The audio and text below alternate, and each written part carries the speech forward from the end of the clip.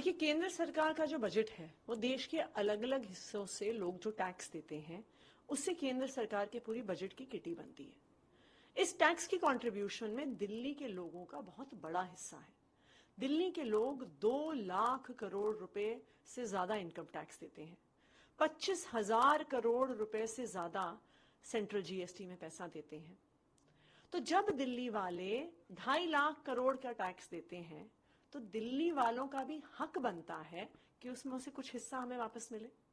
बाकी सब राज्यों को केंद्र सरकार अपने टैक्सेस का एक हिस्सा देती है, लेकिन दिल्ली जो 2 लाख करोड़ रुपए इनकम टैक्स देता है, हमें 1 रुपया भी अपने टैक्सेस में से वापस नहीं मिलता है। बॉम्बे भी एक बड़ा कंट्रीब्यूटर है। बॉम्बे 5 लाख करोड़ इनकम टैक्स देती है।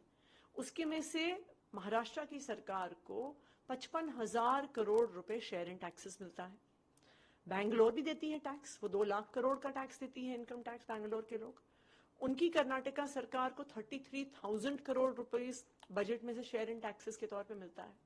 तो जब दिल्ली वाले 2.5 लाख करोड़ रुपए कंट्रीब्यूशन कर रहे हैं तो हमें भी अपना हक मिलना चाहिए।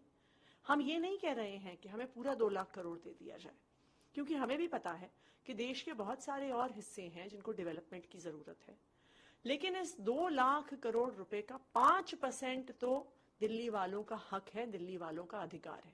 इसलिए दिल्ली सरकार की दिल्ली के लोगों की तरफ से डिमांड है कि इस बार दिल्ली में इंफ्रास्ट्रक्चर एक्सपेंसेस के लिए, दिल्ली में अच्छा पावर इंफ्रास्ट्रक्चर है उसे और बेहतर बनाने के लिए, अच्छा रोड इंफ्रास्ट्रक्चर है उसे और बेटर बनाने के लिए, अच्छा ट्रांसपोर्ट इंफ्रास्ट्रक्चर है उसे और बेहतर बनाने के लिए इस बार सेंट्रल बजट से दिल्ली को 10,000 करोड़ रुपए दिए जाए।